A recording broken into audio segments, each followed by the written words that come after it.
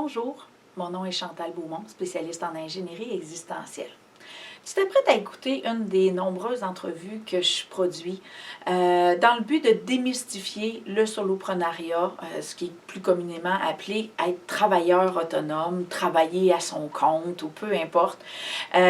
Pourquoi que je fais ça? Ben, c'est parce que pour moi, ça fait partie de la vie comme l'adolescence, comme devenir parent. Il y a tellement de cadeaux, de précieux cadeaux à aller chercher dans la découverte de soi, dans la connaissance de soi.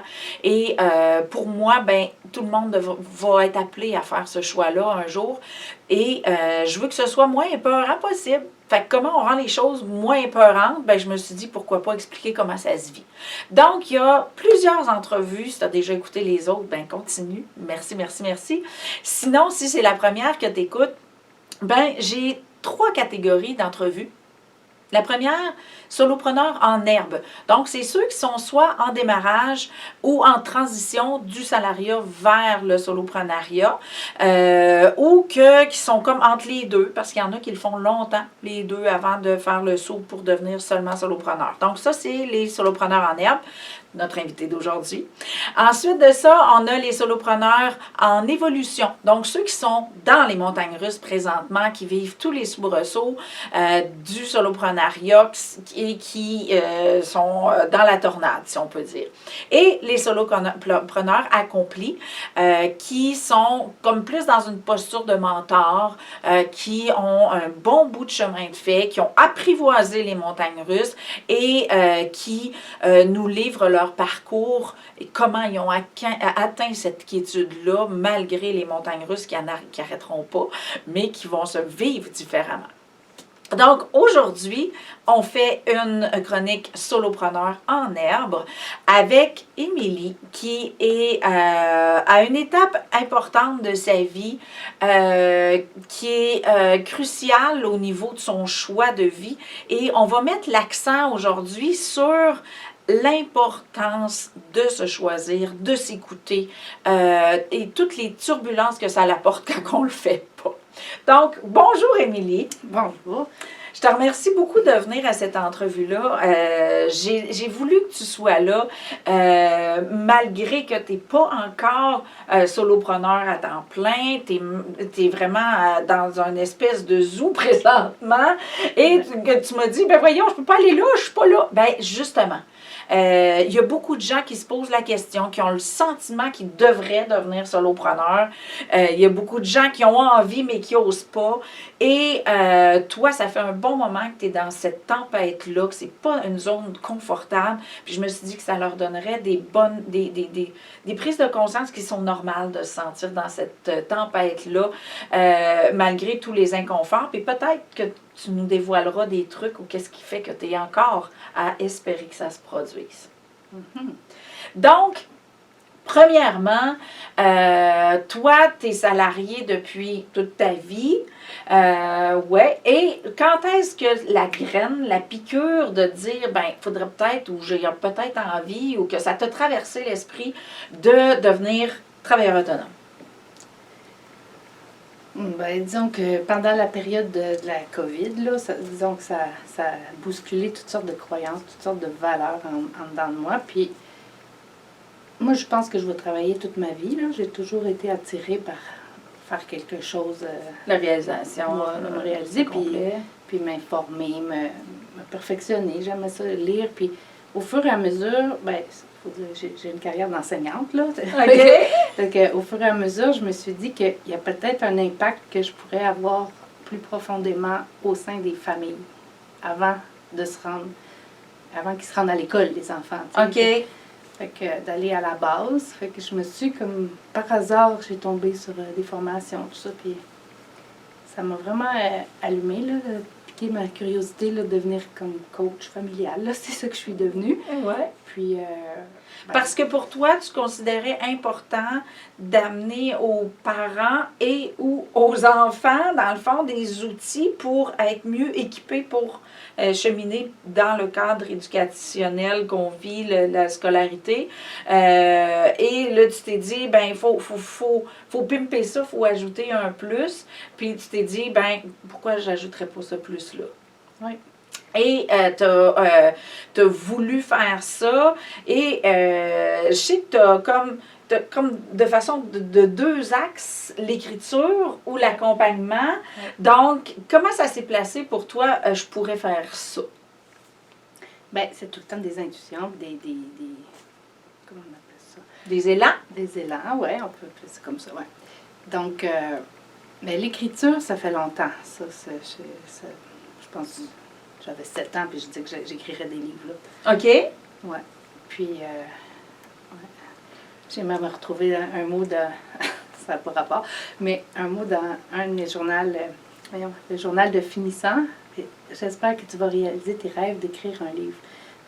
Je suis tombée là-dessus récemment. En tout cas, c'est drôle, mais c'est quand même mon rêve depuis longtemps.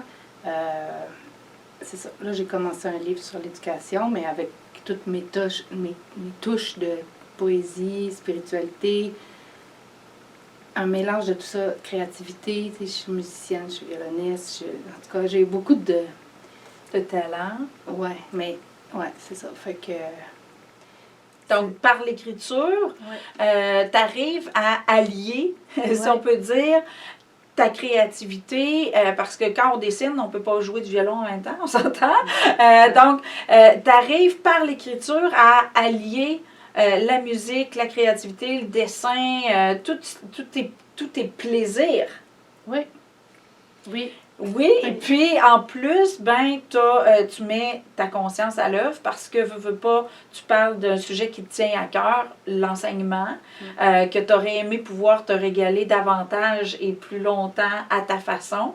Malheureusement, le contexte oblige, mais ça t'a permis d'aller dénicher des outils, de voir les manques chez les gens.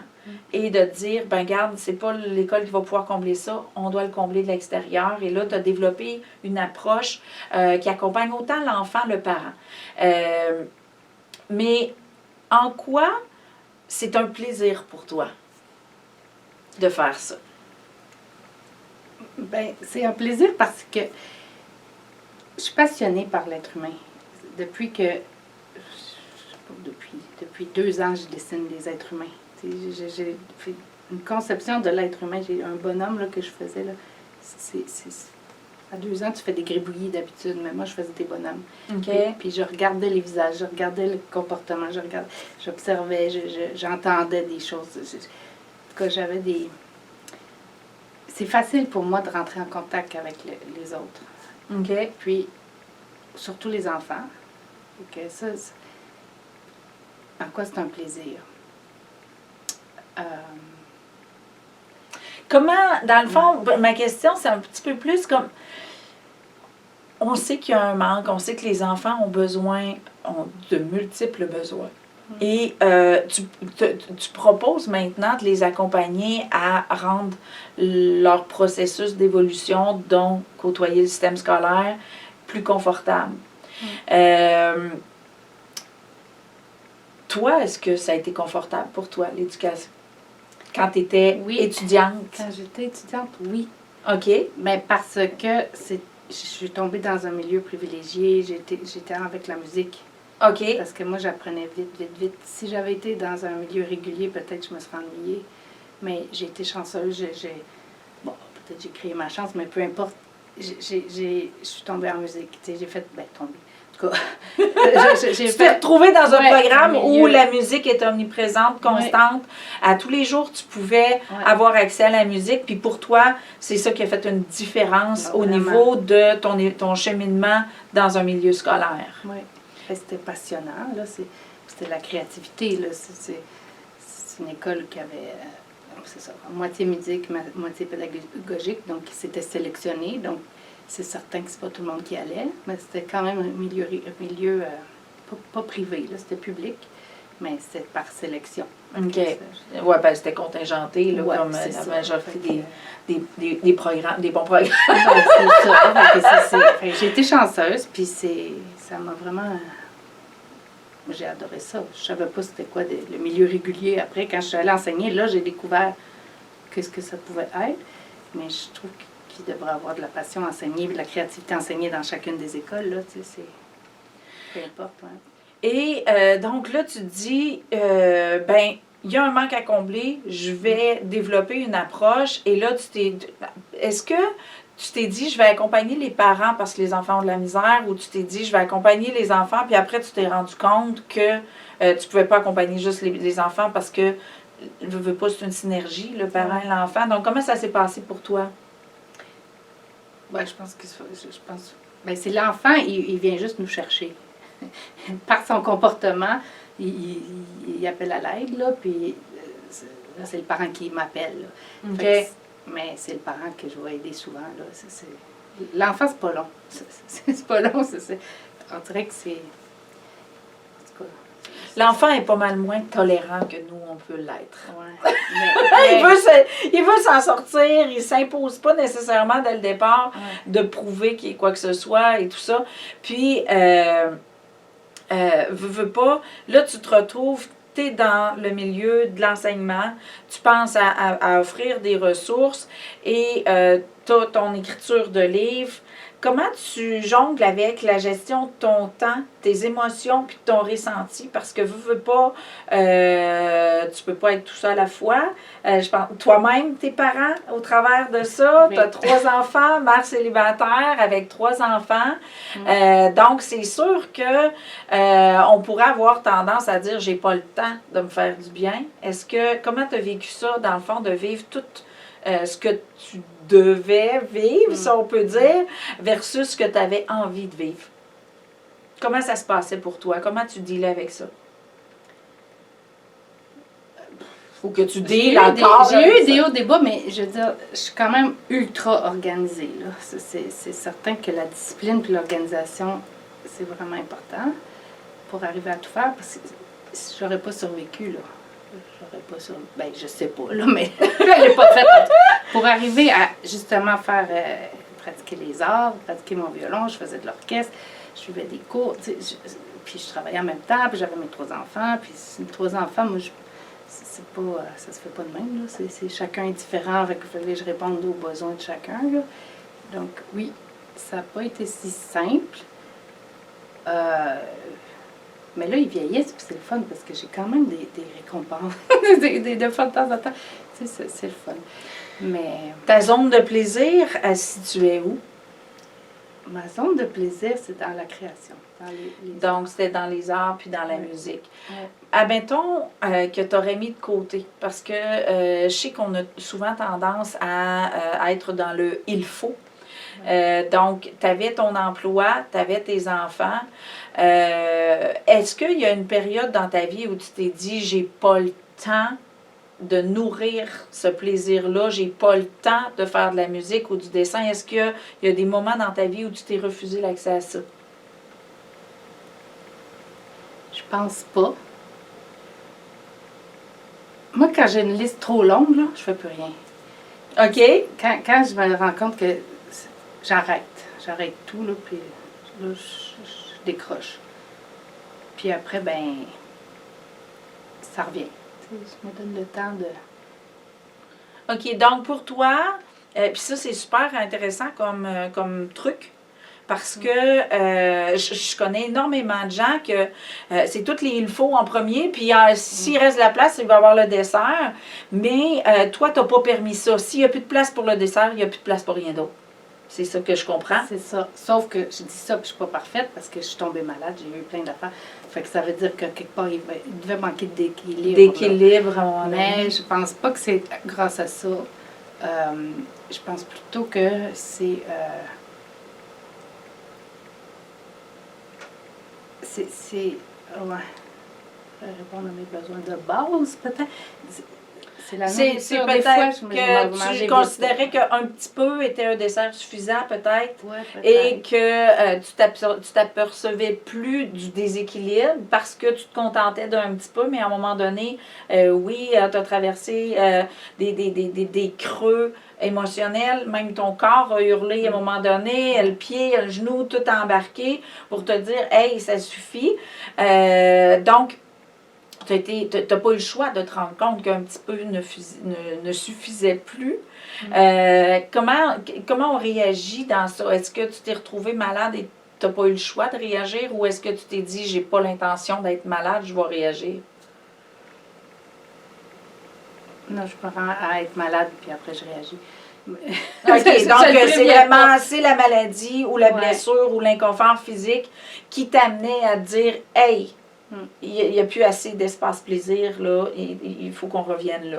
Donc, c'est par la maladie puis l'inconfort que ça s'est présenté.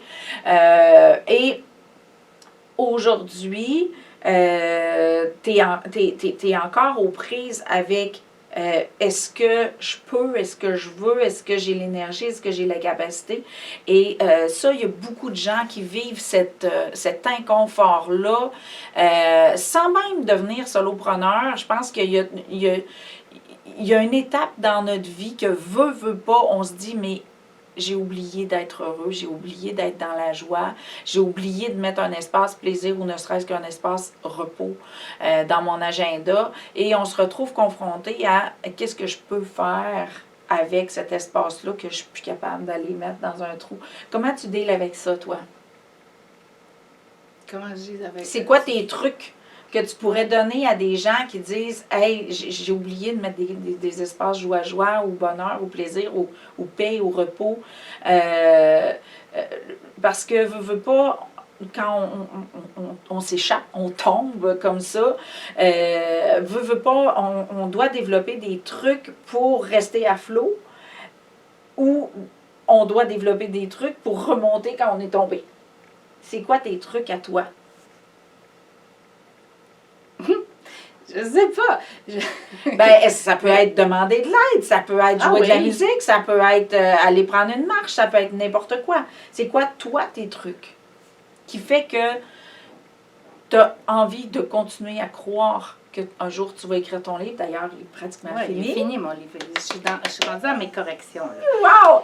Donc, le faire lire à quelqu'un. qu'est-ce que ça l'a exigé de toi, de te discipliner, si on peut dire, à écrire ce livre-là, enfin? Mais quand ça coule tout seul, là, c'est parce que c'est ça qu'il faut que je fasse. Tu sais, c'est quand j'ai des blocages que là, je ne sais plus par où aller. Puis là, tu sais, mais c'est ça. C'est des fois, prendre le temps d'accueillir ça. Mais je me fais plein d'horaires, là. Puis dans mes horaires, je mets la zone plaisir. Ça, mais est-ce que je le respecte tout le temps? Ça, c'est d'autres choses. Mais en général, L'intention est là. l'intention est là. Ouais. Donc, ta façon de te structurer pour justement te maintenir dans un équilibre, ben toi, tu te fais des listes, Des listes, des horaires, listes, je coche. des horaires, puis tu coches. Ouais. Donc, ça, c'est réconfortant pour toi Ouais. et ça te donne le sentiment d'accomplir quelque chose, d'avancer, de Ouais. progresser. Ouais. Parce que ça, là, surtout, tu sais, en tant que personne, souvent, on a l'impression de tourner en rond. Puis ça, c'est inévitable parce que c'est ce qu'on fait. Ben, c'est pas tout Mais le temps, souvent, on s'en rend pas compte. Quand on s'en rend compte, ben là, on se tape sa tête de tourner en rond. On a l'impression qu'on est stationnaire. Mais on n'est jamais stationnaire en réalité parce que on progresse sans savoir qu'on progresse. Et c'est quoi progresser? C'est se connaître, se découvrir. Et qu'on se découvre par le biais d'une dépression, moi je n'ai fait 4, donc je me suis découverte en tabarnouche par ça. Que ce soit par le biais d'écrire un livre, on se découvre. Peu importe ce qu'on fait, dès qu'on est en interaction, dès qu'on fait quelque chose, on découvre à quel point on a envie de le faire, qu'on n'a pas envie de le faire et qu'on se respecte quand on n'a pas envie de le faire, ne serait-ce qu'une tâche ménagère. Donc, la connaissance de soi est au centre de tout ce qu'on exécute, tout ce qu'on vit dans notre quotidien. Puis, c'est d'accepter que ce soit le processus. Donc, c'est pour ça que devenir travailleur autonome, c'est comme apprendre à vivre en couple. C'est comme apprendre à structurer des tâches quand on est à l'école, à la polyvalente, d'avoir le temps de faire nos devoirs et d'avoir le temps de voir nos amis et d'avoir le temps, donc c'est d'apprendre à gérer nos priorités. Et Émilie nous amène un truc intéressant parce que, oui, de déposer nos idées va faire qu'on va arrêter d'avoir... quand on ne fait pas quelque chose, ça tourne. C'est comme si on avait mis un hamster sur le dossier. Fait que là, le hamster, il tourne. Là, il y a d'autres choses. Ah, il faut que je fasse mon ménage. OK, hamster ménage, embarque. Après ça, faut que je m'occupe de mes enfants. Hamster, mère, embarque. Donc, c'est ce qui fait qu'on vient extrêmement épuisé sans rien faire parce que nos hamsters nous donnent l'impression d'être en train de faire quelque chose. Donc, c'est là où est-ce que de déposer les idées, on ne délègue plus aux hamsters, on les dépose. Je sais que je dois me rappeler de faire ça. Je sais que j'ai ça à faire. Et non seulement je le sais, mais c'est que quand je vais être faite, je vais cocher. Donc, j'aurais plus l'impression de tourner en rond, j'aurais plus l'impression de ne rien faire. J'en ai la preuve que je fais quelque chose. Et ça, au niveau spirituel, au niveau conscience, au niveau de notre fonctionnement au quotidien, on a besoin d'être en contact avec le fait je ne suis pas inutile, je ne suis pas inerte, je ne suis pas rien. Donc, cette posture-là, cette habitude-là qu'Émilie a développée, c'est super intéressant parce qu'il y a beaucoup de gens qui ont l'impression de servir à rien et d'avoir des listes dans lesquelles tu peux cocher, oui, je fais quelque chose. Je m'occupe de moi, je m'occupe de mes enfants, je m'occupe de mon travail, je fais mon ménage. Donc, c'est des tâches qui se font tellement souvent par obligation qu'on oublie qu'on a choisi de les faire et qu'on oublie qu'on fait une différence. Donc, je trouve que c'est un truc intéressant aux gens d'intégrer et encore plus au niveau du solopreneur, parce que un solopreneur, moi la première, on a tellement d'idées, on est tellement dans la créativité que pouf, pouf, pouf, pouf, pouf, on devient une balle de ping-pong. Les 22 projets, on veut tous les mettre en place en même temps. Puis là, ben, on fait un petit bout de là, un petit bout de là, un petit bout de là, puis on se rend pas compte qu'on a fait plein de choses parce qu'il n'y a rien qui aboutit. Puis ça peut être essoufflant. Est-ce que tu as vécu ce phénomène-là ou est-ce que tu dis que tu es dans la créativité beaucoup? Ça doit t'arriver d'avoir... J'en ai 5 livres à écrire. J'ai un jeu, j'ai tout... Mais ils sont tous là, puis ils attendent. Puis mon livre, là, quand j'ai commencé à l'écrire, finalement, ça fait longtemps qu'il est dans ma tête, mais ça coule tout seul. Bon, mais puis... En tout cas, c'est ça. Puis quand je disais, il y avait une liste, toutes sortes de choses, là, ben, à un moment donné, c'est ça, je fais plus rien, puis je m'en vais prendre une marche. Tu sais, des fois, c'est essentiel. Puis une autre affaire qui m'a passé, c'est, je m'achète un bouquet de fleurs. Ça, je me garde. J'aime ça, parce que chaque jour, je regarde la fleur. Puis elle change à chaque jour. Moi, ça, c'est un plaisir pour moi. Donc, se faire du bien. Donc, la nuance est importante. Elle dit, je faisais plus rien. Mais elle faisait pas rien. Elle allait prendre une marche. C'est ça. Et elle se met en un état de contemplation. Donc, ça, on a l'impression souvent que c'est rien faire. Mais au contraire, c'est s'accorder un espace contemplatif. S'accorder un espace à je suis autre chose que mes pensées. Je suis autre chose que mes actions. Je suis autre chose que mes réalisations, que mes échecs, que mes erreurs, que mes victoires, que mes diplômes. Et ça, c'est un espace important à s'accorder. Puis en tant que solopreneur, moi, tu sais, puis pour une fille qui a été dans la culpabilité longtemps, c'était très difficile pour moi de constater à quel point j'étais surmenée puis que je faisais 25 affaires en même temps, de me dire, ben regarde, je prends 2 jours, là, puis je fais rien. Donc, de me dire, ben oui, mais je peux pas arrêter, je suis dans le jus, si tu par-dessus la tête, je peux pas. Oui, tu peux. Parce que tu vas regagner en efficacité lorsque tu vas t'y remettre. Oui, tu vas sentir à l'intérieur de toi, puis ça c'est important de bien le préciser, c'est que quand on est très dispersé puis qu'on a plein de projets, moi je me rends compte facilement, mon bureau de travail devient un bordel. Quand je vois que le bureau, quand je m'assis, je ne sais plus où regarder, c'est parce que je suis due pour une journée de congé. Donc, je m'arrête, puis là, je prends la journée à rien faire. Donc, je vais dans mon lit, puis je regarde mes dessins sur les murs.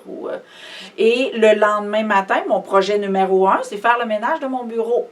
Donc, je ne travaille pas encore. Je me fais juste un espace où est-ce que je ne suis pas surmenée.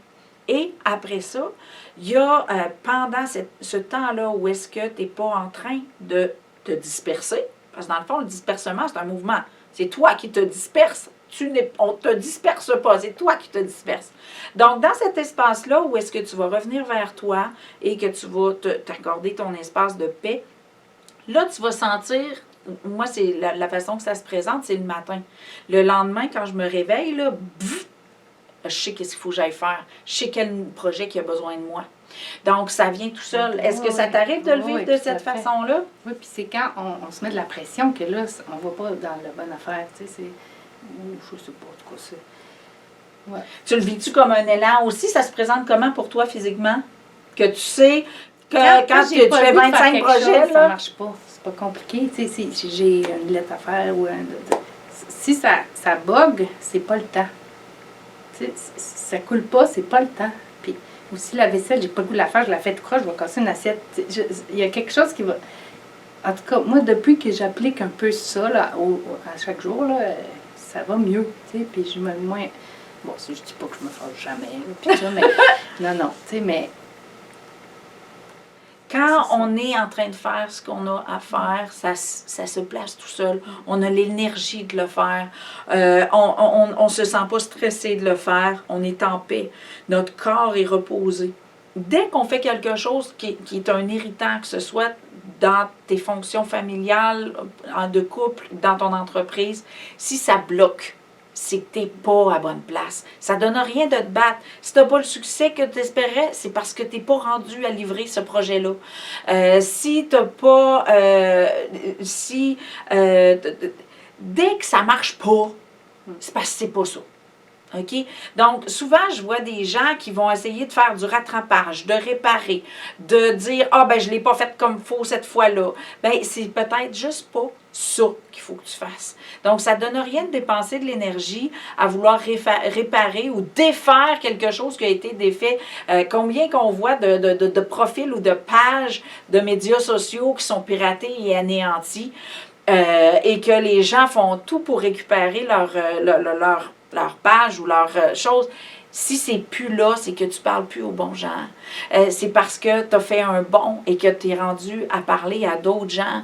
Ça ne donne rien de défaire ce qui se fait hors de ton contrôle. Ouvre l'hypothèse toujours que ce qui se brise, ce qui se défait, ce qui n'est plus en train de se faire quand tu le fais, c'est que soit c'est désuet, soit il y a quelqu'un d'autre qui l'a fait à ta place, soit il peut avoir tellement de choses que ça te le dit, regarde, c'est plus là, t'es pas sur la bonne route. Quand tu es dans un cul-de-sac en auto, t'essayes-tu d'y aller pareil? Tu vas-tu rentrer sur le terrain du bonhomme? Non! Dans la vie, c'est pareil. Tu dois vraiment conscientiser que quand tu es dans un cul-de-sac, un impasse, c'est pas parce que tu l'as mal fait, c'est parce que peut-être que tu n'as juste pas ça à faire. Donc, c'est super important parce que ça, c'est des irritants au niveau du soloprenariat que je vois souvent. Des gens, ils refont, toujours sur le même axe. Ben oui. Le principe du jardinier s'applique là. Ce que j'appelle le principe du jardinier, c'est quelqu'un qui plante puis qui espère récolter demain. C'est impossible. OK? Donc, permets à... T'as fait ce que tu sais, t'as mis en place ce que tu penses qui doit être cueilli. Y a-t-il d'autres choses à faire? Non? Parfait. Ce projet-là est terminé. Il n'est pas terminé par un succès, par 250 personnes qui assistent à l'activité. Tu as réalisé une œuvre et tu permets qu'elle soit cueillie au moment où elle va avoir besoin d'être cueillie. Et ça, c'est super important de le conscientiser. De ne pas t'acharner à le faire pogner outre mesure. Et c'est la même chose, c'est que tu vas créer de l'espace pour autre chose, tu vas repartir sur un autre projet. Mais si tu watches tes deux projets, ben ça ne te donne rien, ils ne pousseront pas plus vite. OK? Donc, tu te concentres sur un axe, tu mets en place, dans tout l'amour que tu as, dans la conviction que ça t'a servi, ça va te servir à quelqu'un d'autre. Donc, tu permets que ce soit accueilli par ceux qui vont en avoir besoin au moment où ils vont en avoir besoin. Et ça, c'est une grosse posture de lâcher prise qu'un entrepreneur a besoin d'adopter. Je ne sais pas si tu vas être d'accord avec moi avec ça. Non. Oui, parce que c'est vraiment fascinant. Moi, j'ai eu beaucoup de contretemps dernièrement et j'ai pas pu être aussi productive et aussi efficace dans tous mes projets que j'ai en mouvement et j'ai jamais récolté autant. Ah, OK. Des fois, c'est des cadeaux, là. C'est vraiment fascinant. Ça fait 2 semaines que j'ai pas le temps de rien faire, ma business. L'argent, les clients, tout arrive, bing, bang, bing, bang. J'ai mon plus haut mois de revenus, c'est ce mois-là où est-ce que j'ai passé 2 semaines que je ne pouvais pas travailler. Donc, j'ai arrêté de bloquer mon flot. Donc, c'est lorsqu'on s'attend à que les choses nous soient livrées d'une certaine façon spécifique, c'est là qu'on bloque que ça arrive autrement. Et ça, c'est ce que j'enseigne souvent dans ma formation marketing quantique. J'enseigne permettre que ça soit livré comme ça doit être livré et non pas comme tu t'y attends. Et ça, c'est important à intégrer autant dans ta vie de personne, dans tes relations interpersonnelles, que dans le soloprenariat, parce que si tu as une idée bien faite de c'est quoi le succès, si tu as une idée bien faite de comment ça va se présenter, comment tu vas être apprécié, comment ton bouche à oreille va fonctionner, combien tu es supposé d'avoir de likes avant d'avoir du succès, combien tu es supposé d'avoir... Si tes attentes sont précises, tu pars avec 2 strikes, tu vas être déçu, inévitablement. Et ça va être difficile pour toi d'avancer et dans la vie et professionnellement parce que tu vas freiner que ça puisse arriver autrement. Oui, c'est aussi concret que ça, là. Si tu exiges que ça arrive comme ça, tu ne verras pas que ça arrive autrement et ça ne se rendra pas jusqu'à toi. Je ne suis pas tout à fait d'accord. Ben oui, là, mais... ben, parce que tu as dit les attentes. On peut avoir des attentes, mais c'est le comment. Les espoirs. Les espoirs, OK. Donc, les buts ou que... Puis comment... Moi, j'essaie toujours de demander comment j'aimerais ça me sentir. C'est arrivé, ben, dans ma carrière, j'ai déménagé souvent, donc Puis, je demandais quelle classe, dans quoi, pas quelle classe, je demandais, tu sais, pas quelle école non plus. Je demandais, j'aimerais me sentir, je sais pas, libre ou créative. Puis, on dirait que la classe qui m'était offerte, c'était ça. Tu sais, fait que ça, c'était bien.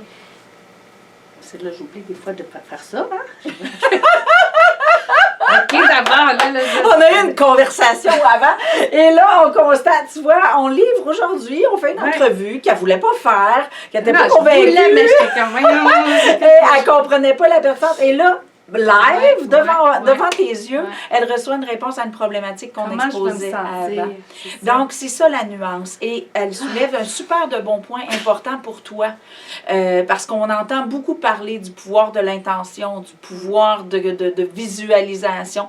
Mais ce qui est le plus créateur, c'est pas ce que tu veux, c'est pas ce que tu conçois, c'est comment tu veux te sentir. OK? Et c'est là que n'importe quoi peut arriver pour te faire sentir comme ça. Ton subconscient te connaît très bien. Ton âme te connaît très bien.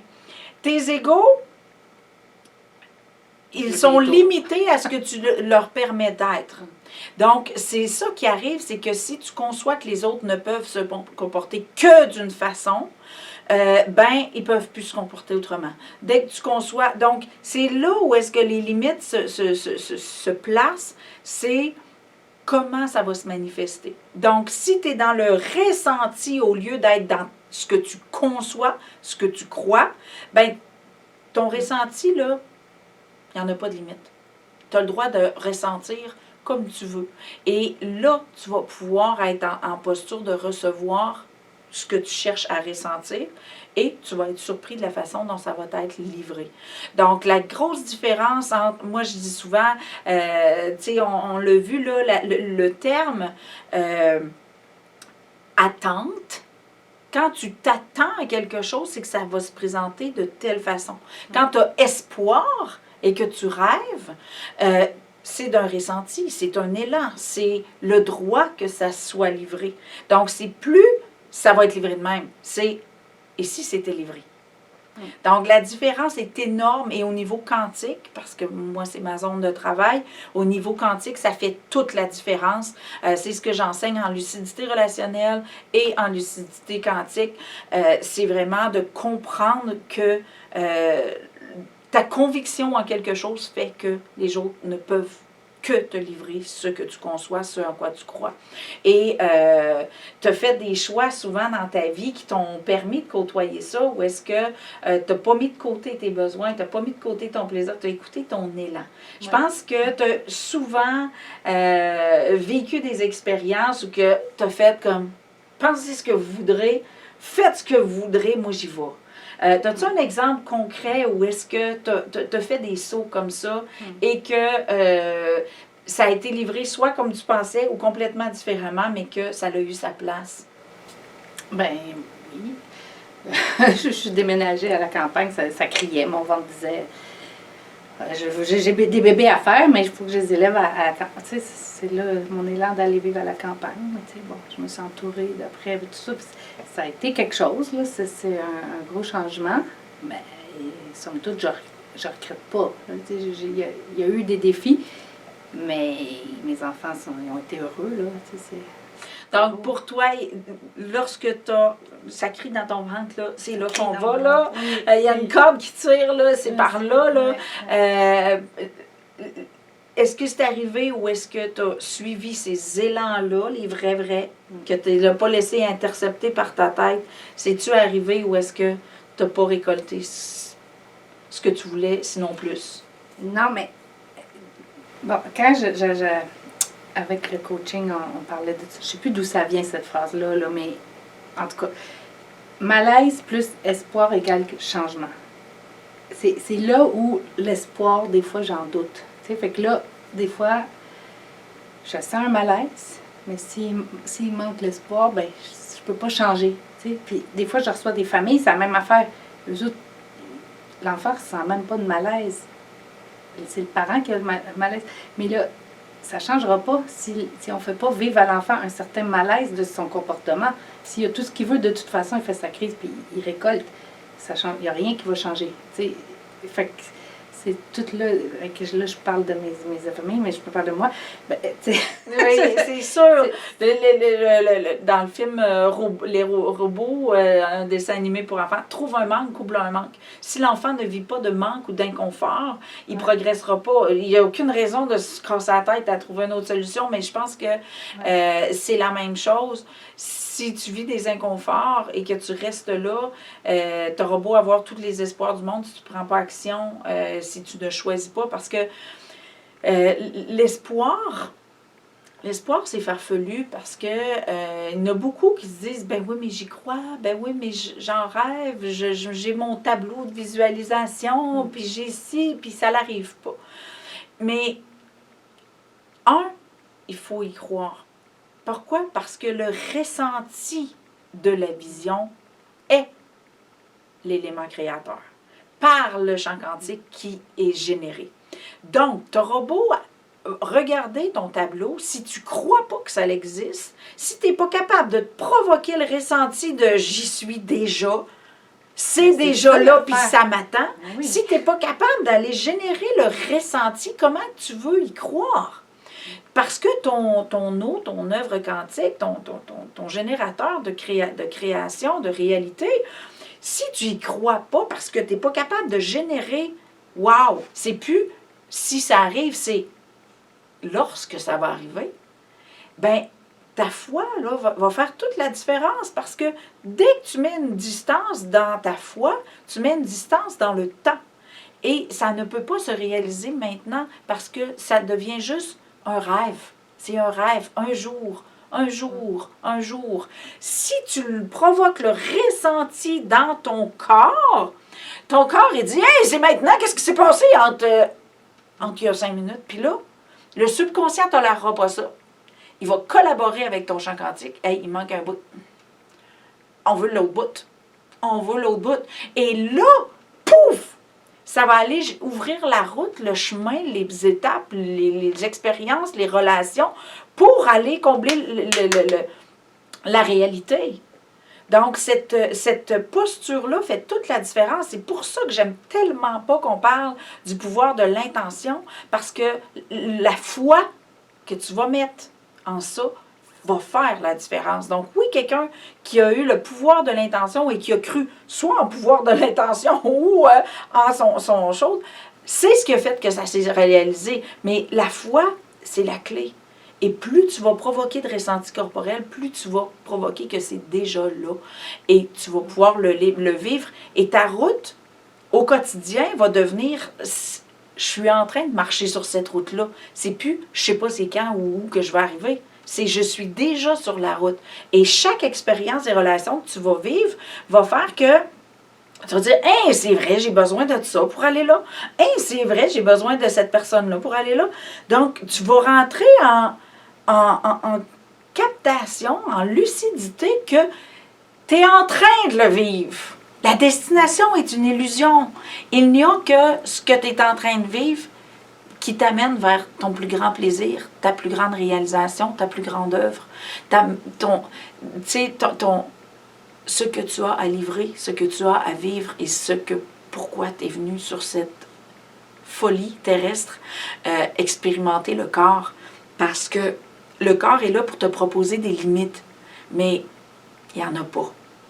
Tant que tu choisis de croire qu'il n'y en a pas. Et je pense que par les occasions que tu as eues de côtoyer, que quand tu t'écoutais de l'intérieur, tout se mettait en place. C'était pas nécessairement facile, mais tu as reçu et vécu ce à quoi tu aspirais. Tandis que lorsque on s'arrête à la tête, il n'y a plus rien qui bouge. Non, puis la magie, elle apparaît juste quand tu es dans ton cœur. Mais puis elle apparaît pour vrai, là. Ça se place, il y a des rencontres, des objets que tu trouves, voyons, je m'en allais pas là, tu te trompes de chemin, puis là, tu croises quelque... Voyons, c'est ça qui est magique, là. C'est quand on est à la bonne place, puis c'est ça. Quand on y va intuitivement, c'est vraiment fascinant comment, lorsqu'on se laisse porter comme l'eau d'une rivière, comme un poisson dans l'eau, comment on se rend compte à quel point ça peut être facile, puis que on n'aurait pas pensé passer par cette route-là, on n'aurait pas pensé aller chercher cet outil-là, mais il nous est livré tout simplement parce qu'on s'est laissé porter. Donc ça, c'est une autre chose importante que je t'invite à faire. Si tu te sens présentement égaré, que tu as l'impression d'avoir tout essayé, tu ne sais plus où donner de la tête, regarde, ferme-toi les yeux. Je ne sais pas si tu as déjà écouté le film Serendipity avec John Cusack, qui est vraiment une belle... c'est mignon, là, c'est un film d'amour, là, mais c'est ça qui a fait la vie. Ah! Où c'est que je vais? Et oui, la vie amène toutes sortes de synchronicités. La série Manifeste, qu'il y a sur Netflix présentement aussi, est un beau témoignage de tout ce que ça peut prendre pour livrer une synchronicité, mais lorsqu'on le permet, qu'on se laisse porter par notre intuition, il y a quelque chose à l'intérieur de nous, à quelque part, qui sait. Et si on se donne la peine de l'écouter, puis qu'on arrête de dire, ben voyons, ça se peut pas, ou ben voyons, tu parles d'une idée de fou, ou... De toute façon, le langage, c'est bien important. Faut arrêter... Faut arrêter de dire faux. Tu sais, c'est comme, je veux, je choisis, tu sais... Donc, toutes les limitations que tu peux te mettre en disant c'est fou, il peut pas, nanana, dès que tu utilises, je pense que, tu n'es plus dans ton cœur. Non, c'est ça. Tu es dans ta tête. Je pense. Donc, le cœur, ça pense pas, ça agit, ça se laisse porter. Donc, sois vigilante envers toi. Cerveau dans le cœur, dans l'estomac. On a 3 cerveaux. C'est ça, fait que, il peut penser aussi un petit peu. Mais ils ne pensent pas de la même façon que les hamsters. C'est juste ça. Donc, ils génèrent des mouvements, ils émettent, c'est des émetteurs, récepteurs. Ouais. Donc, c'est très différent que les hamsters et les égos. Donc, cette posture-là, où est-ce que tu ressens des élans, vas-y. Deviens curieux, curieuse, pour vraiment aller dégoter une à une tes instruments, tes éléments qui vont nourrir ta foi. Parce que si tu n'essaies jamais, tu ne pourras pas constater à quel point c'était extraordinaire. Donc, sois curieux, curieuse de te laisser porter une coupe de foi. Des affaires pas énervantes, là. Ben, vas-y. Du tout, ben, coudonc. Peut pas être pire ou ben coudonc les enfants ils manquent de ça là, de ce temps-ci, de spontanéité, tu sais, tout prévoir en tout cas ils veulent pas quelque chose, ok, c'est correct, tu peux faisons-leur vivre des trucs. Le pire qui peut s'arriver, c'est qu'il y a un inconfort. Ils vont gérer, tu sais. C'est par l'inconfort, que ce soit la honte, l'insécurité, l'impuissance, c'est par ça qu'on développe notre confiance en nous. Si on ne s'est jamais pété la gueule, si on n'a jamais vécu une expérience déstabilisante auquel on n'a pas le résultat qu'on s'attendait, on ne peut pas dire « j'ai passé au travers ». Donc, Ça peut être des petites épreuves, ça peut être des plus grosses épreuves. Chaque personne est différente. Mais si par la parentalité, on prive notre enfant d'aller construire sa confiance en lui par sa capacité à se relever, c'est là que ça devient un problème. Donc, si tu es dans cette posture-là où est-ce que, mon Dieu, tout a l'air d'une montagne, ben, peut-être que tu as été protégé, peut-être que tu as été couvé et tu n'as pas eu l'occasion de renforcer. La confiance en soi, là, il y en a beaucoup qui pensent que c'est de la fierté, de l'orgueil, de l'assurance, mais cette assurance-là s'acquiert par des échecs, par la découverte de soi, par la capacité à se relever et à ne pas se taper sur la tête, à ne pas se mépriser, à la capacité à s'aimer malgré ses limites, malgré ses objectifs non atteints. Et c'est là que ça se renforce à l'intérieur de toi. Donc, c'est super important de te permettre d'aller dans des zones où est-ce que tu vas faire et vivre les choses différemment pour découvrir, dénicher des cadeaux. Donc, sois intuitive, pour te permettre de... Hein, ah ouais, ça peut être facile comme ça, mais si tu ne l'essayes pas jamais, tu te prives de tellement de facilité. Moi, la première, j'ai été dans une battante toute ma vie et de découvrir à quel point aujourd'hui ça peut être facile. J'ai vécu même récemment des choses... J'aurais pas pensé, tu sais, puis ça a passé, là. Ben voyons, ça se peut pas. Ben ouais, t'as pas le droit. Ben voyons, ça s'est jamais vu. Ben voyons, puis là, je les ai toutes vues passer, puis là, j'étais comme, hey, c'est vrai, hey, c'est vrai. Puis là, j'étais comme, ça collait pas. Je choisissais de croire en la facilité. Mais toutes les hypothèses de difficulté se sont présentées. Mais pour moi, non, dans mon monde, c'est facile. Donc, je n'ai pas adhéré à ces propositions-là. Et tu peux en faire autant. Dire, non, je ne sais pas comment ça peut être facile, là, mais je pense que ça peut se faire. Et de dégoter cette facilité-là, c'est hallucinant. Est-ce que ça t'est arrivé de vivre des situations comme ça? Oui. Oui. Mais tu fais que j'accroche sur le mot dégoter. Je dégoter. C'est rare qu'on utilise ça.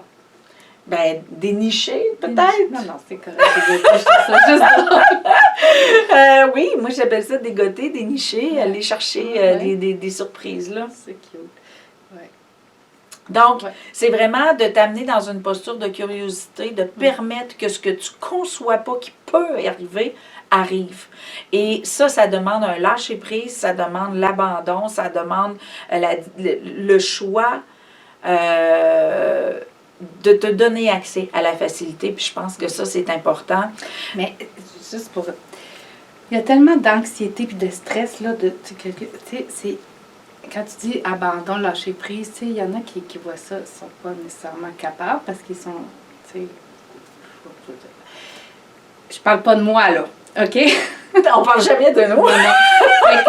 Mais je pense que c'est important, parce que, mettons que je pense aux familles, quand ils ne veulent pas mettre de cadre à leurs enfants, ben c'est tellement flou que c'est anxiogène. Fait que moi, j'ai pas eu tant de cadre que ça quand j'étais jeune, fait que ça fait... On développe les moyens qu'on peut, là, puis c'est ça, on développe des comportements. Ouais. Fait que c'est ça. L'anxiété, je pense que c'est le mal du siècle, là. Oui, bien, c'est l'anticipation d'un futur hypothétique auquel on choisit de croire, mais qui va nous être pénible. Tu sais, mais, tu sais, l'anxiété, c'est on choisit de croire au pire. Ouais. Mais il n'y a aucune raison que le pire arrive plus que le mieux. Fait que c'est vraiment, c'est anticiper un futur hypothétique. Et c'est le hypothétique qu'on oublie. Donc, c'est des hypothèses, c'est des propositions. Non, mais si on y croit beaucoup, il va arriver de toute façon. C'est ça l'affaire. C'est la foi que tu vas mettre en l'hypothèse qui va en faire une réalité. Et malheureusement, étant donné qu'on n'est pas consciente de ce pouvoir-là de la foi, on a l'impression qu'on subit notre vie. Mais dans la mesure où tu choisis de croire en autre chose et que tu dis, mon Dieu, j'ai oublié de croire que le pire pouvait arriver, puis pouf, le mieux se produit.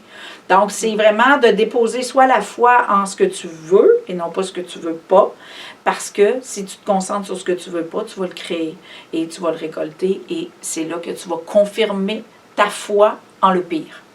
Et qui va pour faire... tes enfants aussi. Pour toi, pour tes enfants, pour ton entreprise, pour tout. Là, ça va dans tout. Donc, c'est de vraiment te mettre dans une posture où tu permets au mieux d'arriver. Et parce que il n'y a rien qui influence les deux, sauf toi, ton choix de croire en. Donc, c'est vraiment de l'essayer, de l'expérimenter pour le découvrir, parce que moi, à cette heure, je suis tellement rendue une adhérente à toutes les pires, mais je ne sais pas d'où ça vient, toutes ces propositions-là, que, ben ouais, mais ça se peut pas, on veut pas, c'est impossible. Ils passent, là. Puis là, je suis comme, mais what the fuck? Mais de Puis là, toi-même que tu te dis ça ou les oui, autres? les idées Ok, arrivent. ouais, Ben ouais. oui, mais voyons, ça se Ben, peut c'est pas, des ça s'est peurs, jamais c'est- vu, ouais, ça ouais. fait pas. Ouais. Puis là, ben, j'adhère pas. Puis là, ça peut-tu être facile? Oui, oui, c'est vrai. OK, c'est bon. Puis là, on y va. Fait que c'est comme, ça veut choisir. Ce que tu veux choisir. Donc, c'est à toi de ne pas t'arrêter à la première proposition et de permettre que toutes les propositions passent jusqu'à temps qu'il y en a une qui fait ton affaire. Puis si ça essaye du drame, à un moment donné, ça va dire... c'est comme essayer de pêcher avec une pomme, puis que finalement, c'est un verre qu'il te faut. Ben, à un moment donné, ça va dire, ben, ça ne mord pas avec une pomme. Ben, on va essayer de mettre un verre. Et peut-être que le verre, c'est le droit d'accès au bonheur, à la facilité, à la simplicité. Donc, ça va te proposer autre chose quand ça va voir que tu ne mords pas au pire. Donc, je pense que c'est ça qui est important de conscientiser. Avant qu'on termine, Émilie, t'es pas encore rendu solopreneur, t'es comme entre les deux, tu sais J'ai eu pas. quelques clients, mais tu sais, c'est... Qu'est-ce qui fait que tu m'as dit tantôt, je sais pas comment, je sais pas pourquoi, je sais pas le temps que ça va prendre, mais je sais que ça va se faire. Comment tu décrirais, je sais que ça va se faire? Ah, ben c'est certain que moi, j'ai quelque chose à livrer. Là, j'ai quelque chose. Puis c'est tellement beau quand je me sens passionnée, je sors de là, je suis vivante. Tu sais, ça se fait tout seul. Quand je suis dans les familles, c'est vraiment merveilleux. Puis quand j'écris mon livre, c'est pareil aussi. Fait que c'est certain que je peux pas freiner ça. C'est comme tu dis quand il y a une rivière qui coule, quand même tu mets un barrage, OK, peut-être. Mais Elle va couler à côté. C'est ça. Ça, c'est trop fort, là, tu sais. C'est comme quand je voulais mes enfants, ça s'est fait, tu sais. Puis quand j'ai voulu déménager, ça s'est fait. Quand j'ai changé de comme ça, tu sais, tout ça se fait. Donc, tu dirais que c'est là, c'est un mouvement. Oui, c'est là, de Et toute dans la façon. mesure où on le bloque pas, Ouais. qu'est-ce qui arrive quand on le bloque? Ben là, moi, là, j'écoute les autres. Tu sais, c'est les peurs des autres. Moi, c'est ça. Fait que c'est quand j'ai le doute en dedans de moi, là, je laisse les autres m'envahir. Et qu'est-ce que tu expérimentes à ce moment-là? La stagnation, peut-être. Le découragement, les fréquences. J'écoutais une affaire, ces fréquences encore, là. Tabarouette. Mais j'aime ça expérimenter pareil. Je pense que c'est pas pour rien que j'expérimente tout ça. C'est parce que je vais en avoir dans mes familles. Tu sais, le niveau, là, la peur, la dépression, là, toutes ces affaires-là, je vais en avoir des gens que je vais côtoyer. Fait que moi, quand je fais quelque chose, j'y vais à fond. Tu sais, ça, c'est sûr. Fait que que l'amour, c'est la même affaire. La joie, je vais à fond. Tu sais, je suis intense. Fait que c'est pas pour rien que j'ai des familles qui sont attirées des TDAH au coton. Ben oui, mais je suis capable de les accoter. Tu sais, c'est correct. C'est correct, j'ai comprends. Tu sais, puis ils me font pas peur. Tu sais, je sais quoi faire avec. Tu sais, mais c'est sûr que des fois, ils s'attendent à ce que tout change en 2 secondes. Il faut être patient, là. Je pense qu'on a besoin Est-ce qu'on est tous été champions de vélo la première fois? Est-ce qu'on a appris à marcher en se levant d'un coup sec? Je pense que c'est comme n'importe quoi. Il faut se permettre, et à nous et aux autres, de s'entraîner, de se découvrir, de se pratiquer, de développer un talent, de croire en cette aptitude-là et surtout de se poser la question à quelque part dans ce processus-là, est-ce que j'ai envie de... c'est souvent ça qu'on oublie de considérer. On croit il faut, je dois, il faut que j'existe, il faut que je fasse la preuve. Donc, il y a tellement de choses qui peuvent se mettre en place et qu'on oublie de se demander, ouais, mais est-ce que j'ai envie de devenir bon, de devenir bonne dans ça? Est-ce que j'ai envie de faire ce que ça demande? J'ai des exemples de gens qui avaient envie que quelque chose soit fait, mais pas de le faire. Et dans la mesure où on permet, ça se fait. Donc, ça aussi, c'est fascinant à explorer. Donc, c'est vraiment d'ouvrir le champ des possibilités constamment. Avant de terminer, Émilie, quel conseil tu donnerais? C'est sûr que tu es encore dans le processus, mais aurais-tu un conseil, un truc ou une motivation que tu pourrais donner aux gens? Ben, regarde, moi, je ne lâcherai pas tant que je ne serai pas travailleur autonome à temps plein et que j'aurais pas que à livrer tout ce que j'ai à offrir à ma clientèle. Qu'est-ce qui fait que tu lâcheras jamais? Bah, parce que j'aime trop ça, le plaisir. J'aime trop ça, le célébrer. Moi, quand même, mais c'est ça que je m'offre des fleurs, tu sais. Mais pas juste ça. À chaque étape, je dis, ah, ben, c'est pas pour rien que j'ai ça. Tu sais, je suis capable de virer le positif avec toutes les événements. Reconnaître le potentiel des expériences. Oui, le transformer en, ah, OK, ça c'était souffrant, mais je suis pas rendue là encore, mais c'est correct. Puis c'est parfait. Puis, hey, j'ai tiré ce bénéfice-là de cette affaire-là. Fait que célébrer. Moi, je pense que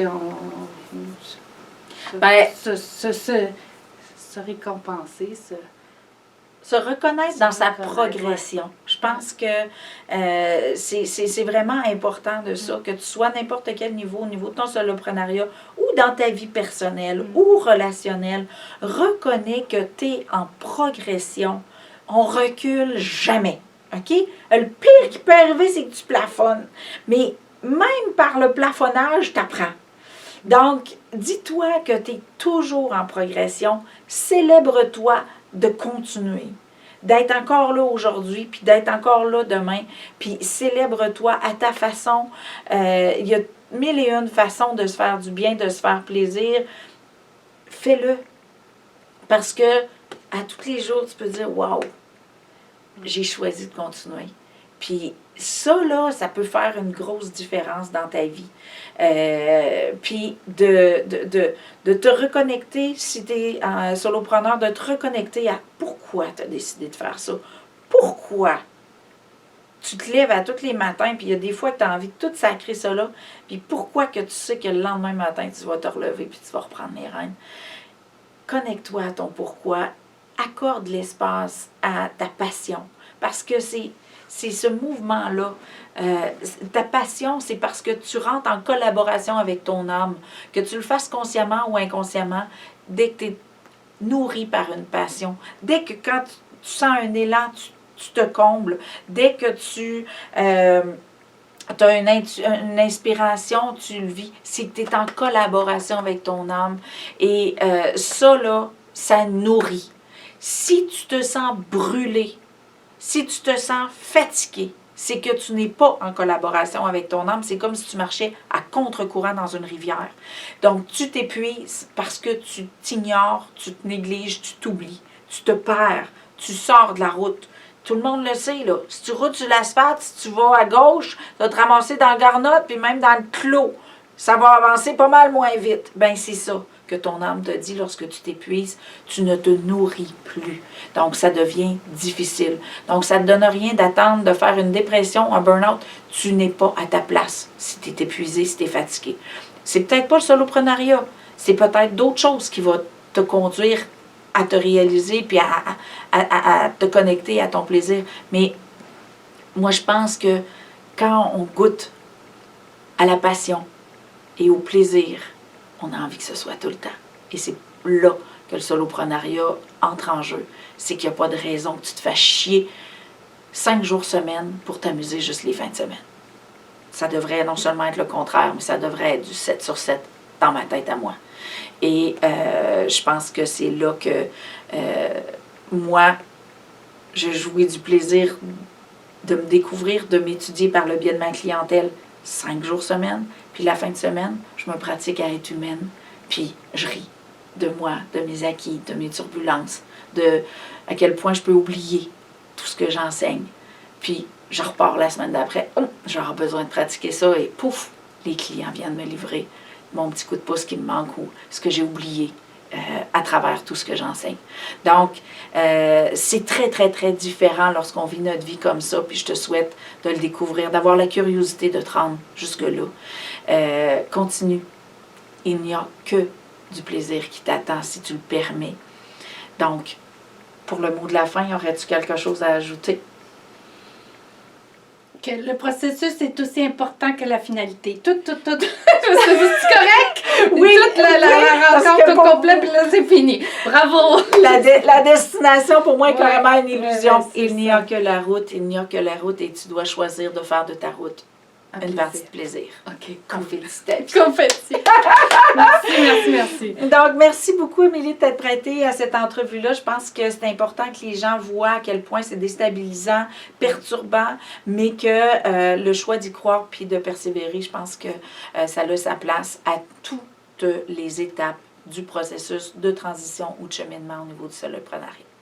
Donc, mon nom est Chantal Beaumont. Je te remercie pour ton écoute. Il y a plein d'autres entrevues. Tu peux aller les écouter. Je t'invite à les partager aussi. Il y a beaucoup de gens qui sont dans une posture comme ça où est-ce qu'on ne sait plus où est-ce qu'on en est. On a besoin de petits coups de pied aux fesses ou de motivation ou d'inspiration pour nourrir ce mouvement-là qui est possiblement accessible à tous si on permet à cet élan-là de nous parler, ce retour à l'âme. Donc, bonne journée à toi. Merci.